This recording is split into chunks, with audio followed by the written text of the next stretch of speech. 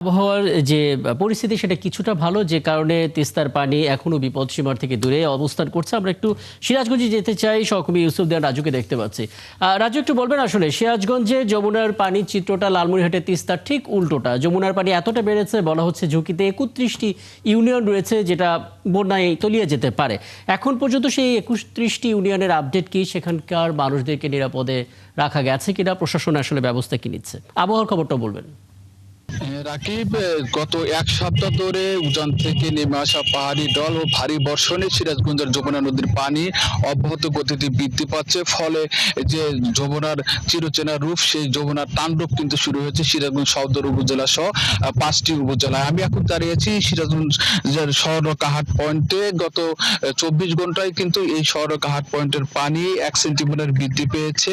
এই বৃদ্ধির ফলে কিন্তু এখন পর্যন্ত যমুনার যে বিপদসীমা, বিপদসীমার 54 সেন্টিমিটার নিচ দিয়ে প্রবাহিত হচ্ছে। একই সাথে গত টানা এক সপ্তাহের বর্ষণে সিরাজগঞ্জের যমুনা নদীর পানি যেভাবে বৃদ্ধি পেয়েছে, এতে কিন্তু সিরাজগঞ্জের 31টা ইউনিয়নে কিন্তু বন্যার ঝুঁকি এর মধ্যে রয়েছে। ইতিমধ্যেই সিরাজগঞ্জের কাজীপুর উপজেলার যে চরবিরিশ ইউনিয়ন রয়েছে, চরবিরিশ ইউনিয়নের গত এক মাসে তীব্র ভাঙনে কিন্তু প্রায় শতাধিক ঘরবাড়ি নদীগর্ভে বিলীন হয়েছে এবং অনেকেই সয় সম্বলহীন হারিয়ে নদীর পাড়ে আশ্রয় নিয়েছে।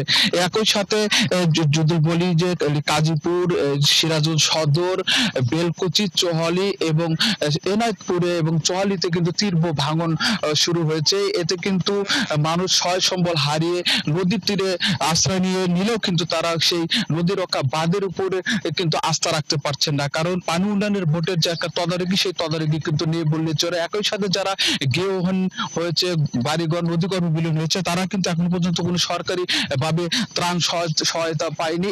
তো তাদের মধ্যে ক্ষোভ রয়েছে। সিরাজগঞ্জ জেলা প্রশাসনের পক্ষ থেকে একটি বিশেষ টিম ঘটনা হলেও কিন্তু তারা কিন্তু প্রত্যাশিত অনুযায়ী যারা ঘর বাড়ি হারাচ্ছে, তারা কিন্তু সেই সুযোগ সুবিধা পাচ্ছে না। তারা যেটা জানিয়েছেন যে তাদের দীর্ঘদিনের প্রত্যাশা যে একটি স্থায়ী রক্ষা বাঁধ, সেই বাঁধটাও কিন্তু সরকারের পক্ষ থেকে নির্মাণ করা হয়নি। বিগত সময়ে তারা নানান প্রতিশ্রুতি দিলেও কিন্তু অনেকগুলো তথ্য জেনে নিলাম, অনেকগুলো তথ্য